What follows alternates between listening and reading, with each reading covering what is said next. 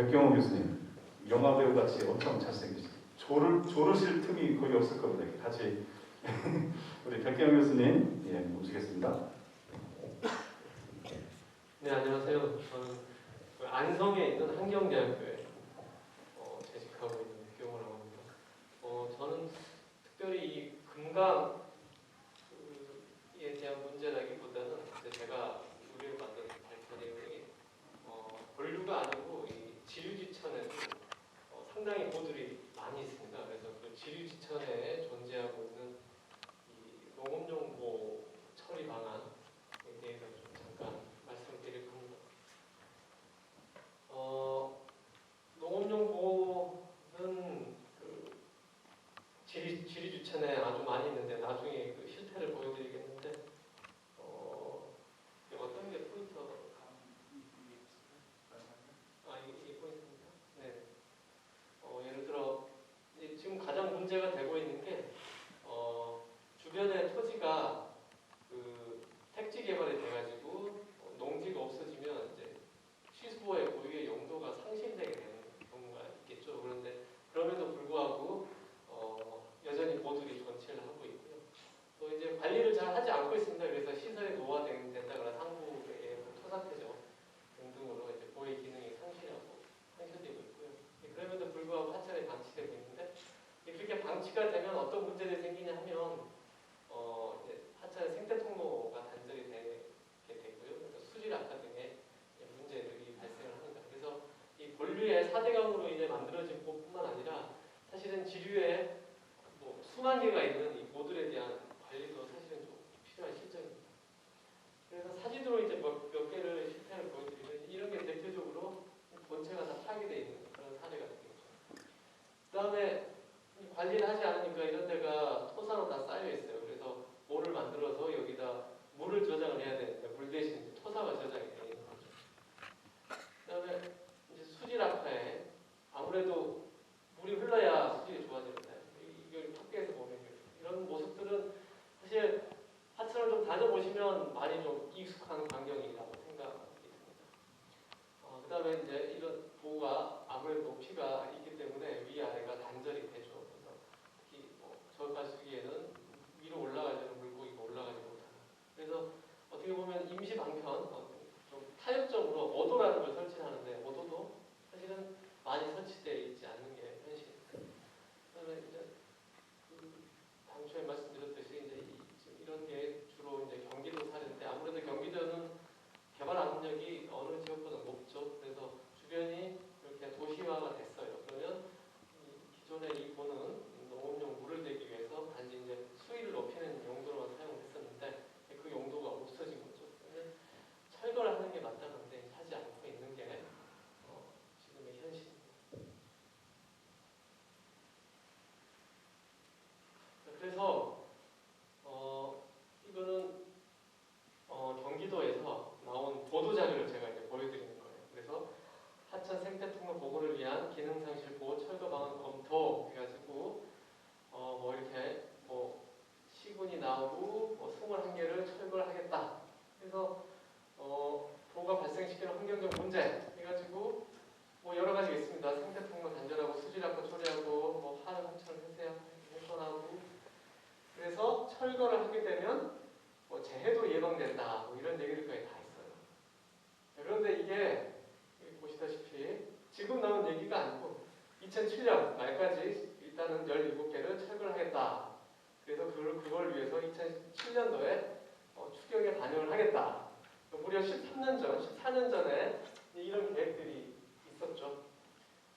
그래서 우리 박성재 처장님이 말씀하신 것처럼 제가 당시에는 이 경기개발연구원이라는 그 경기도 산하 연구원에 다니고 있었는데 이제 그때 제가 이런 보고서도 쓰기도 하고 그랬었습니다. 그러니까 지류지천에 만들어진 보도 너무 쓸데없는 보들, 철거를 해야 될 보들이 많기 때문에 관리를 좀 해야 된다.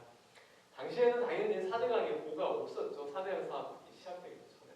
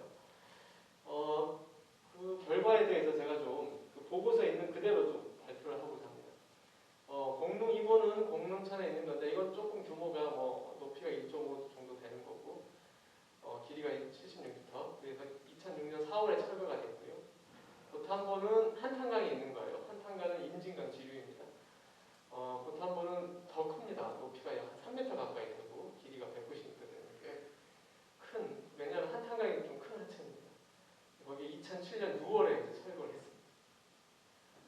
그래서 이게 그 공릉 2보, 공릉천에 있는 공릉 2보 모습인데 철거 전 모습, 철거 후 모습이 되겠고요.